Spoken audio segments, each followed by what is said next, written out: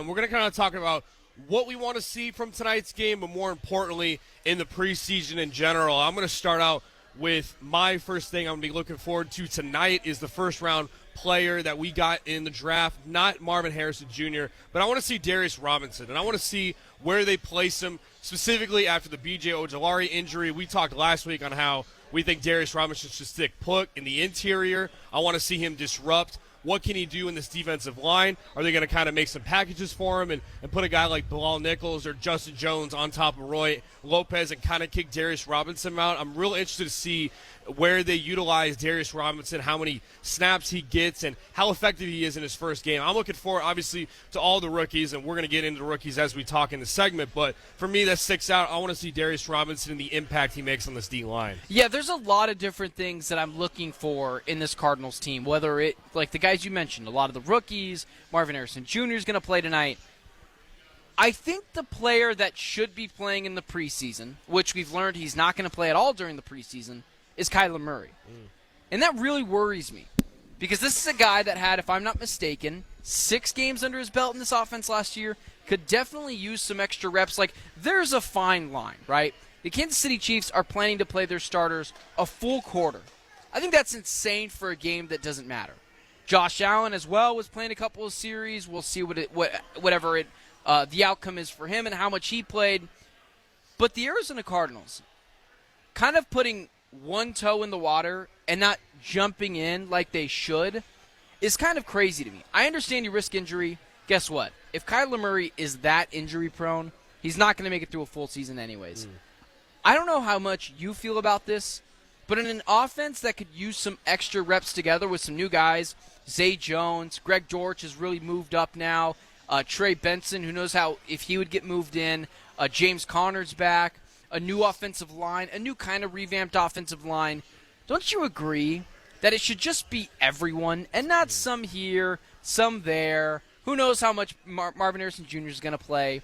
Who knows and who cares about the chemistry between him and the backup quarterbacks, which won't last? Yeah. You think it's kind of crazy that they're doing that? Yeah, I think it is. And I'm not expecting – I don't want a quarter out of it. Like you mentioned, I agree with that 100%. I think a quarter is kind of useless, but I do want to see a couple series and Kyler Murray command the huddle. And you got so many different pieces. And even guys like Michael Wilson where, they played some snaps last year, but even Michael Wilson said in an interview, like, they didn't really have their chemistry – built until like that last game. I think it was the Eagles game when Michael Wilson had 2 touchdowns, but those two haven't really got connected. You got Marvin Harrison Jr. and we talked off air how I didn't want to see Marvin Harrison Jr. with these 2 backups and have him play a Malik Neighbors game with the Giants where you play 12 snaps and you don't even get a target. But to your point you made earlier was, well, maybe we kind of hope that because Desmond Ridder and Clayton Tune are so bad that they don't make certain throws that put Marvin Harrison Jr. in, like, injury and tough situations where he's going to get hit. Yeah, I'm going to be honest. I've preached this for the last couple weeks. Do not listen to anyone else in the sports media. They are lying to you. Clayton Tune and Desmond Ridder are so bad at football. It is. I've been at training camp. I've watched it. I don't know what everyone else is seeing, this idea that Desmond Ridder could be a capable backup. This guy, now we know why the Atlanta Falcons were so bad. Yeah. I don't need him throwing hospital balls into a bad cover 2 look, which is actually cover 3, and Marvin Harrison Jr. getting rocked. I don't need that. And the whole thing, like you had mentioned, right? Malik Neighbors, 0 targets, 0 receptions. When I looked at the stat sheet, I was like, did he even dress? I don't need Marvin Harrison Jr. getting his feet wet, as so many people like to put out there, that he is just running on the field. Marvin Harrison Jr. has been playing football for a really long time. He's been playing it in high school. He's been playing it since he was in Pee Wee football. Division I. He knows how to run on a field. I don't need him to get out there and feel how it is at an NFL field. Spoiler alert, they're all the same. Yeah.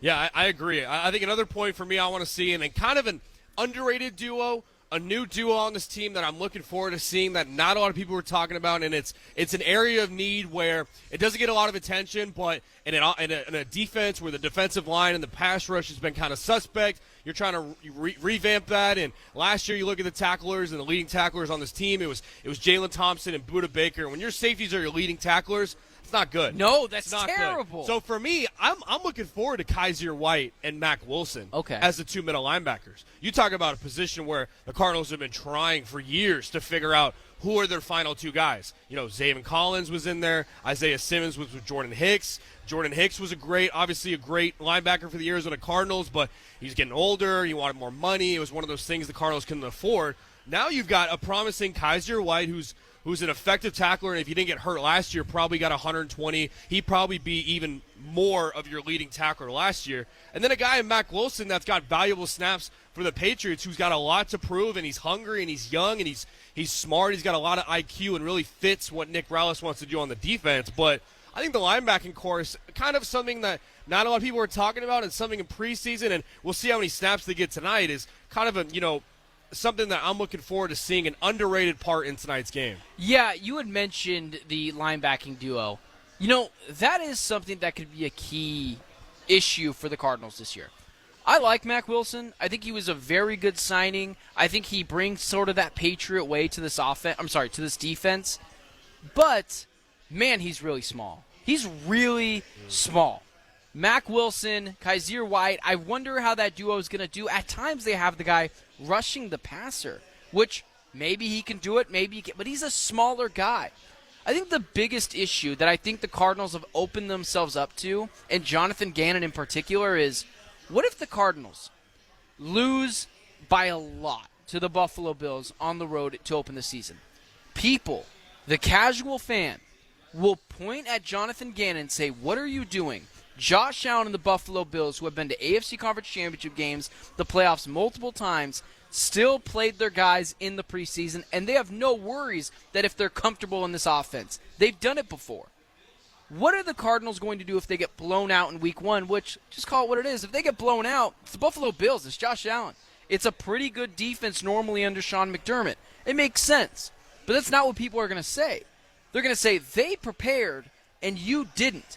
And I think Jonathan Gannon has really opened himself up to some of his first criticism, to where it's the Lions, the Rams, and the Bills in the first year. In the first 3 weeks. If they start off 1-2 or 0-3, people are going to point to you didn't take the preseason seriously enough. And again, there's a happy medium between playing the full first quarter and playing the first two series. I believe that Jonathan Gannon has really opened himself up to his first real criticism as a head coach. You? Yeah, I think especially if there's chemistry issues, if you got a lot of turnover issues with Kyler Murray and some of his wide receivers. Yep. But, again, you got to bank on the fact that Kyler Murray is about to be in year 6 for him. You got a veteran running back with James Conner, a lot of movement on the offensive line, but I don't see this offense, through 3 games having that much chemistry issues to go 0-3 or 1-2 or whatever. It is a grueling schedule, but definitely something to look out for there. That we'll look forward, because Kyler Murray's not going to be playing in the preseason. Anything else in terms of things that stand out to you that you want to see tonight? I think my last one. No one really talks about the kicking position, but does Matt Prater still have it? I mean, he's 40 years old. He's going to be playing in every single preseason game, and I know it's a preseason game, but field goal is still live reps, still the same amount of reps in a real game.